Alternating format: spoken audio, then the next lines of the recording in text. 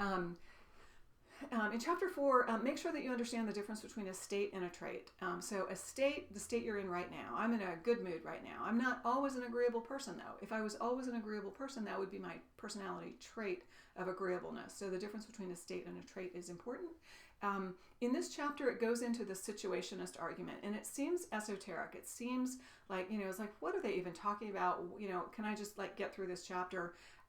Take your time on it. Read the chapter summary and then read through it. The argument that's being made there is when you ask people about things, they say, well, it depends on the situation. Well, that's certainly true.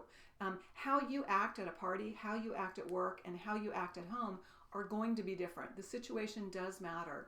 But there's certain aspects of your personality that will influence or that will inform how you act in each of those situations, and that is your personality trait. So you're not going to be the same in all of them, but there's some similarities across situations. If you're relatively conscientious, you're probably relatively conscientious in many aspects of your life, not identically, right? So the situationists were saying it always depends on the situation, and that can't necessarily be true.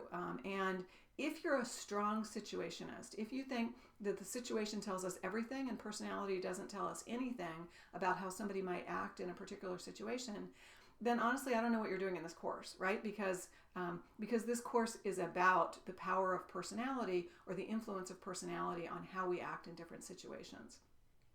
Social psychology. So personality psychology is looking at these personality traits. Social psychology is studying how the situation influences, how a real or perceived group or social situation influence what you do. So social psychology has the other side of it.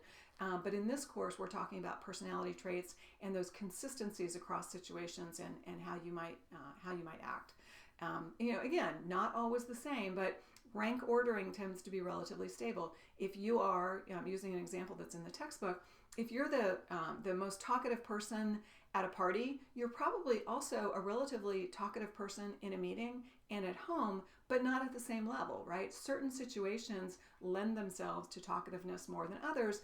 You still might be quiet in a library. You still might be quiet at a funeral because those are strong situations that put a lot of influence, and you don't have that much latitude to show your personality.